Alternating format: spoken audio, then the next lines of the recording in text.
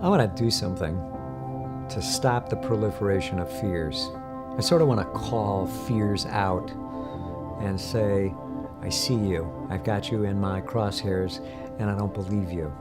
Because here's the deal. Yeah, you may experience that something happens and you take a risk and you publicly feel humiliated because you do a face plant in front of everybody and you want it to be perfect.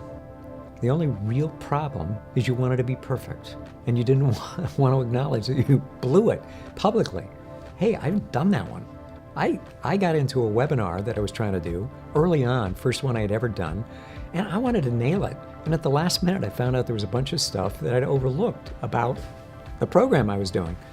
So I had to set up two Macs side by side. I was getting like a 1.5 second delay in my own ear every time I spoke. It was driving me crazy. And I didn't say, you know, folks, I've got a technical problem.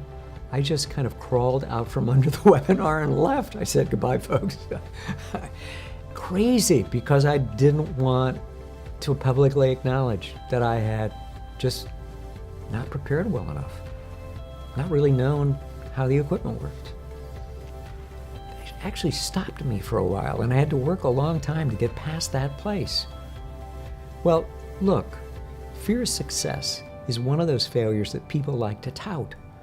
And I want to tell you something. I've thought about it a lot. I've worked with a lot of people, and I've looked at it in myself, and I've been with clients for over 20 years when they talk about fear of failure, and then they talk about fear of humiliation, and they talk about fear of success. That fear of success one, that one caught my attention. I wondered about it. Is it real or is it bogus? Here's what I've concluded. Here's what people are really afraid of. They're not afraid of success itself.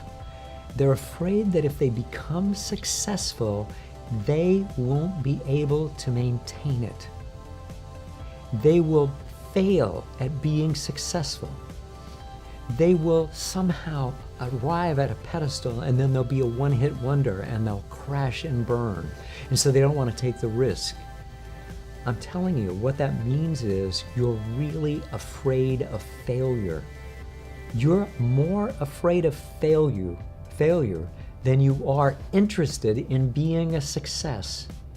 Because if you're interested in being a success, you have to go for it and drop the fear of failing at being a success. It's crazy. Don't go there.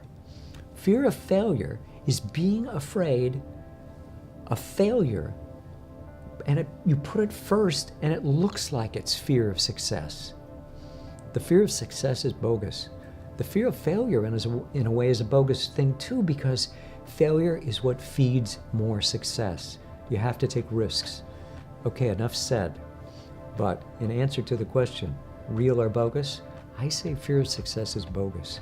It's that your fear of failure actually is a bigger thing for you than your longing and your wish and your devotion to success. Since you're a high achiever, you may know about this. High achievers often hit a wall. They're going along, they're having one success after another, and then suddenly something happens and they grind to a halt. And it's confusing because they're not sure what it is they've done wrong, if it's anything. They just know that they're not moving anymore the way they're used to moving, the way they have moved in the past.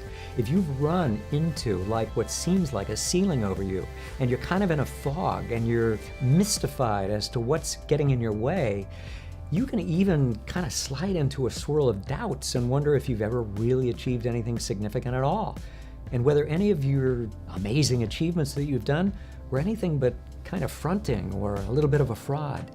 That is really negative and pernicious, and it doesn't have to be that way. I want you to go get a free report from me.